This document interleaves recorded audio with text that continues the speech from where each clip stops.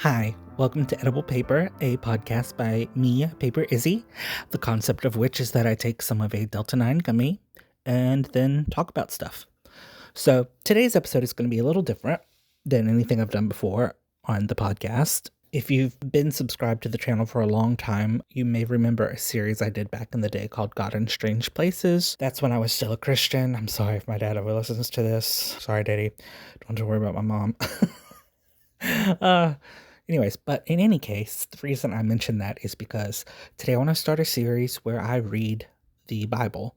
I realized when I had this idea that I don't have an intact Bible in my house. Sorry if y'all hear a cricket. I realized I didn't have an intact Bible in my house. I have a Bible that I bought from Dollar Tree years ago, but I've used it for stuff like pages and collages and stuff, which might be sacrilegious. I'm sorry, y'all. Like I said, I used to be a Christian, so... And that's another reason I'm doing this is because I dislike when people try to tell me something about Christianity like I didn't go to church my whole life. I mean, probably from ages like 8 to 18, I went to church every Sunday, twice, every Wednesday. I went to school, a Christian school of the church, and was there, during school.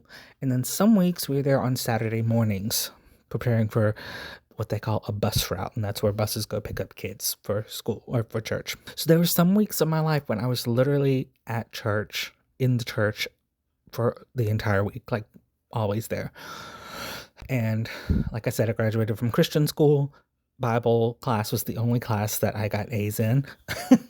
And I hate not being up on my knowledge of the Bible because I heard a name the other day. I heard the name Hagar and I couldn't place it. I was like, I know that's a biblical name, but I can't remember who in the Bible it was. And that kind of shocked me because especially when I saw who it was Abraham's concubine. I'm like, oh my gosh, I should have known that. So it's interesting to me to have lost some of that knowledge over time. And I kind of want to just read the Bible with different eyes. Like, I am older. I'm not a Christian. She's not a Christian. And I want to read the whole Bible. I know there were some blind spots in the teaching that I had at church and at school. Something like the Song of Solomon, they never really went into because it's such a sexual book. And I think goes against a lot of what they would say. So they just conveniently don't talk about it. With that out of the way, I'm going to start with Genesis 1 and I'm going to give my little comments along the way throughout the verses or whatever. There are 31 verses in this chapter. And if you don't know, the Bible is divided into chapters. Well, it's first divided into books. There's 66. And then each book has chapters. Each chapter has verses, which is like a modern-ish thing. Like when the Bible was written, it wasn't written like in chapters and books and verses, whatever, because it was pasted together through a lot of different manuscripts, which is another reason I don't necessarily categorize myself as a Christian, because when you really hear about how many changes the Bible went through, how many times it was translated and retranslated and put together from letters that people voted on whether or not they were canon to scripture, and it's just crazy to think of that. I grew up thinking this is infallible, it is correct, all the way correct. And I mean, I probably believed that until I was in my 20s. And it's just an interesting thing to think about now because being a Christian was a big part of my life and it was a part that I really liked. I mean, near the end of my Christian journey, I would say it was a lot easier to kind of disconnect because I'd already been so severed from the church and everything just because of Donald Trump related stuff. I'm I don't want to be a part of this. And I just kind of stopped going, and I don't intend to ever go back. I don't need to put myself through that kind of thing anymore. I'm gonna really hate editing this with that fucking cricket. Anyways, I had to get up and move to the laundry room because there's that cricket out there and it's driving me insane. So I don't remember where I was because of all of that. So let's get into it, shall we? Genesis 1. The King James Version, by the way, that's the version that my church was always really hard on. And that's what I was talking about. They were really hard on. But that is the version of the Bible they said was this is the absolutely correct version. And it's unbelievable. And I can't believe I believed it for so long because there's the Apocrypha and just it's just, there's so much of it that's like, wow, I can't believe I believed this. But I can still hear that cricket. Oh my God. Oh my God, you guys, I'm so tired of it. I can see in the reflection of my phone my mom's picture that's hanging up in our laundry room. It's freaking me out. Anyways, let's begin. In the beginning, God created the heaven and the earth was without form and void, and darkness was upon the face of the deep, and the Spirit of God moved upon the face of the waters. And God said, "Let there be light," and there was light.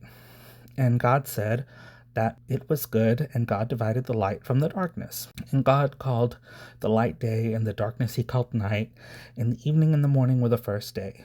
And God said, "Let there be firmament in the midst of the waters, and let it divide the waters from the waters." Maybe that makes no sense. I mean, it does, because it's talking about, like, the continents or whatever, like land masses. This is so crazy. And really looking at it now, like reading it, I'm like, oh yeah, this is just like a fairy tale. Like it's a mythology. Like it's a poetry. Like, it's a story. And I don't know how people just don't. Anyways. Oh God. Where were we? Verse 7. And God made the firmament and divided the waters which were under the firmament from the waters which were above the firmament, and it was so. Basically, what I was taught is there was probably like an atmosphere of like water back in the day, and everything kind of got misted because this is before it rained, quote unquote. I would like to see the science behind that. I might look that up because it's like, could it be verified by science? And I doubt it, because these are things that I believed until I was like into my 20s, into my mid 20s. That's what people ask me, like if they ask me something about science or evolution, I'm like, baby, I don't know. I believe the earth was 6,000 years old, like less than 10 years ago, so I can't can't answer that question. I don't know. So verse 8, and God called the firmament heaven, and the evening and the morning were the second day. And God said, "Let the waters be under the heaven be gathered together into one place, and let the dry land appear," and it was so. So does that mean, like, it already said that the water separated from the land, and this is kind of repeating that, I guess? I don't know. Verse 10, and God called the dry land earth, and the gathering together of the waters called he seas. And God saw that it was good. And God said, "Let the earth bring forth grass, the herb yielding seed, and the fruit tree yielding fruit after his kind, whose seed is in itself, upon the earth," and it was so. And the earth brought forth grass and herb, yielding seed after his kind, and the tree yielding fruit, whose seed was in itself after his kind. And God saw that it was good. Like, why did you have to repeat that? They always taught me if it's repeated, then it's really important. God really wanted you to read that again. I don't know. God's talking about fruit, so I don't get it. Whatever. Verse 14. And God said, "Let there be lights in the firmament of heaven to divide the day from the night, and let them be for signs and for seasons and for days and years." Okay, so if there's no stars, there's no light. So how can there be light before the stars? And let them be for lights in the firmament of the heaven to give light upon the earth, and it was so. And God made two great lights, the greater light to rule the day, and the lesser light to rule the night. He made the stars also. I mean, we know that the moon is not a light, but they didn't know that in ye olden days. In the evening and the morning were the fourth day. Hi, Editing Izzy here. I wanted to go back and touch on verse 14 again. And God said, "Let there be lights in the firmament of the heaven to divide the day from the night, and let them be for signs, for seasons, and for days and years." To me, it represents, obviously seasons, like it says, in days and years, calendars and stuff. But also, let them be for signs. Like, it could be interpreted as, people would sail using the stars as a guide. But also, I think this kind of gives a little credence to astrology, which I don't believe in, but I think the Bible low-key is advocating for astrology here, which makes sense because, again, these were olden day people, and this is just what they believed. That was it. And God said, "Let the waters bring forth abundantly the moving creature that hath life, and fowl that may fly above the earth in the open firmament of heaven." And God created whales and every living creature that moveth, which the waters brought forth abundantly after their kind, and every winged fowl after his kind. And God saw that it was good. So whales are like the first animal mentioned in the Bible. That's an interesting fun fact. I wonder why whales. Like, God must really like whales. I like them too, so. God blessed them, saying, "Be fruitful and multiply, and fill the waters and the seas, and let fowl multiply in the earth." That means he wanted them to go have sex so they can have more baby animals that he's just going to kill in a few chapters. So I don't, whatever. Um, and God blessed them, saying, "Be fruitful and multiply." Okay, I already read that. Verse 23, and evening and the morning were the fifth day. And God said, "Let the earth bring forth the living creature after his kind, cattle and creeping thing, and beast of the earth after his kind." And it was so. And God made the beast of the earth after his kind, and the cattle after their kind, and everything that creepeth upon the earth after his kind. And God saw that it was good. There's just so much repeating. God likes bugs and animals and fruit. Whatever. And God said, "Let us make man in our image, after our likeness, and let them have dominion over the fish of the sea, and the fowl of the air, and over the cattle, and over all the earth, and over every creeping thing that creepeth upon the earth." Creepers be creepin'. So God created man in his own image, and in the image of God created he him, male and female created he them.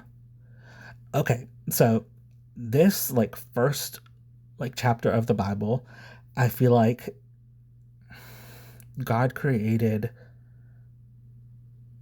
male and female after his image. So they're both good.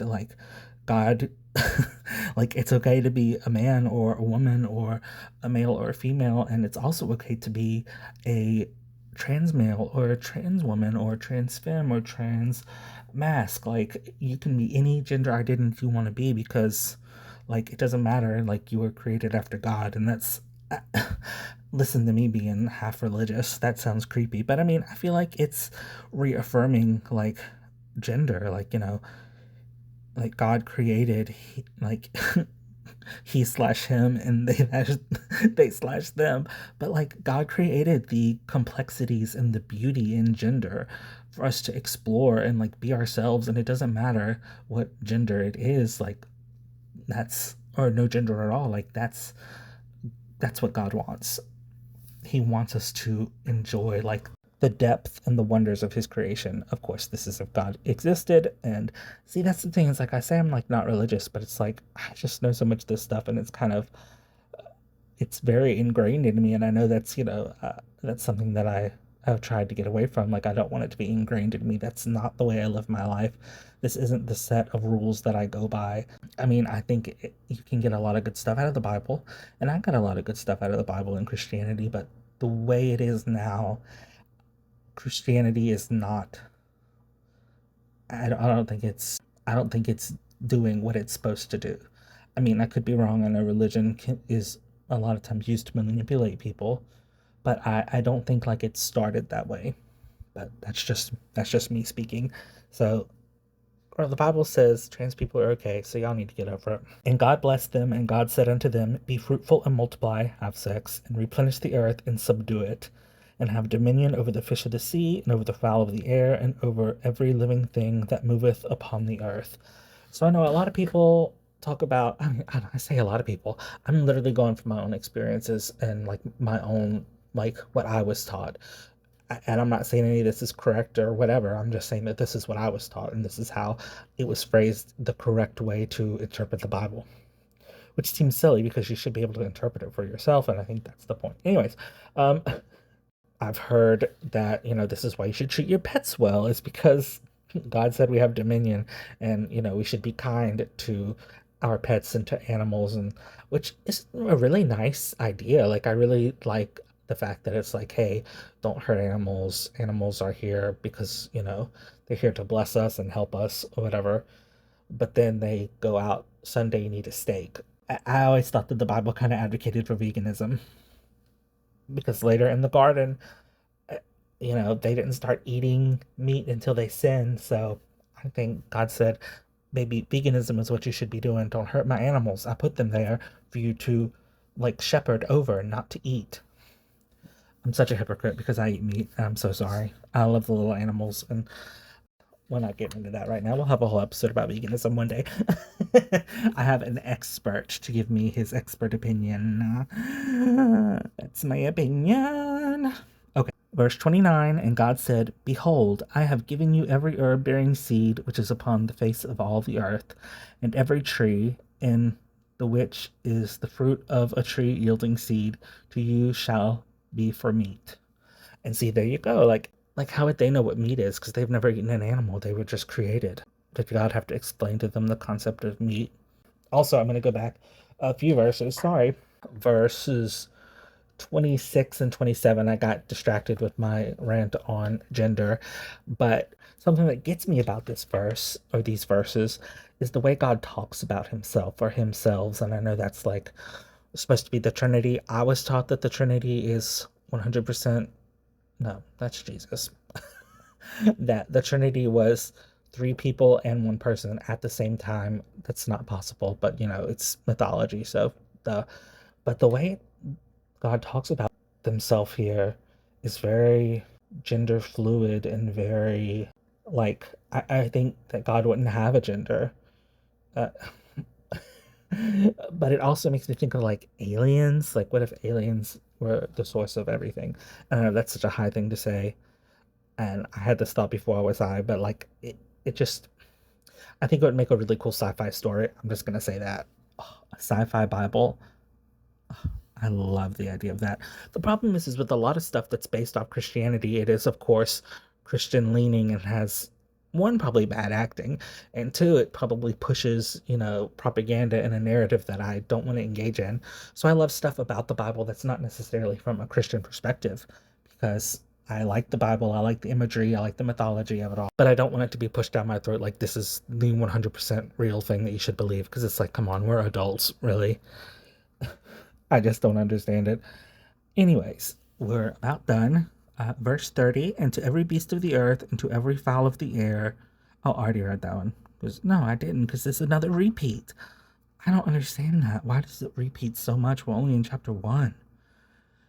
That's another reason I never really like to read the Bible, or just haven't, read. I haven't read all of it. And so this is another thing I want to do is read all of it, and but the parts that I have read, it's like, this is so terrible. Like, this is not easy to read. And I was always taught that, like, oh, it's written at a fifth grade reading level, da da da da da. And it's like, because you can read the words doesn't necessarily mean you understand what they're saying. So maybe with a little bit more knowledge under my belt, I'll understand it a little bit more. Plus, I'm just interpreting it for myself. I'm not looking up what other people say. I'm just going from, my background and where I am now. Anyways, verse 30.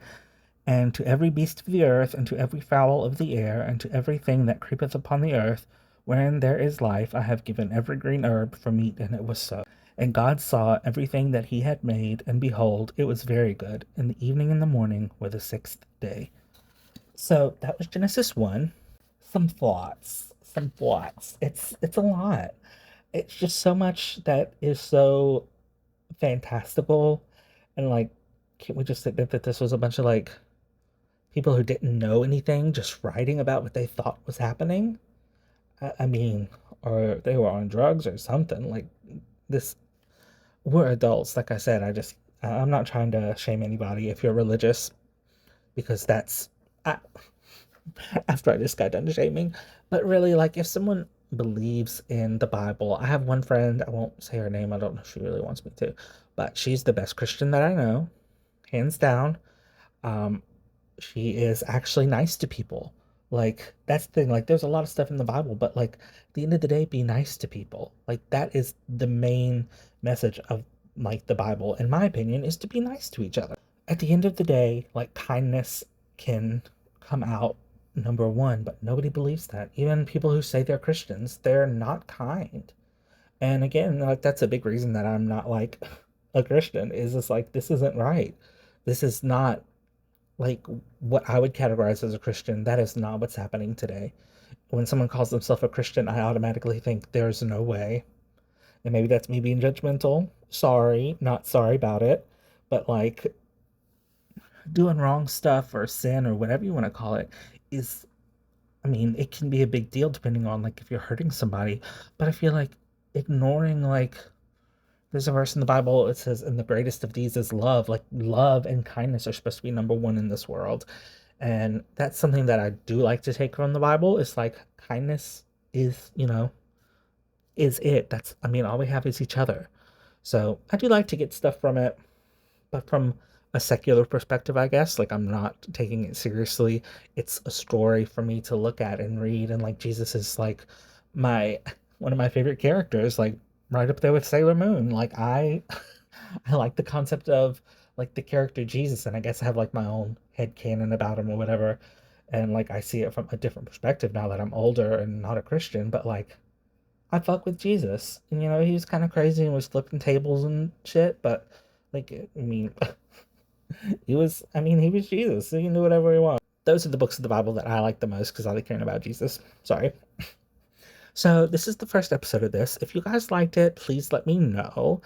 I really like doing the podcast. I'm glad I'm doing it again. And I don't know. I mean, I'll try to continue this series because I really want to do it. And I need to go buy a Bible because I printed out the Bible verses this time. I'm so glad I have a printer, but I use it for the stupidest things. Oh God. But I'm glad I have it. I feel like so high tech. I have a computer and a printer. Oh my God. I'm in like the 30th century. Let me know in the comments if you did like this, if you have any Bible stuff you'd like to see me cover. I'm not opposed to hopping around, I guess. And yeah, this is a lot of fun. Thank you for listening to my podcast. Comment, like, subscribe for more human generated art and podcasts and whatever else I get into. Just thank you for watching. Adios, amigos. See you next time.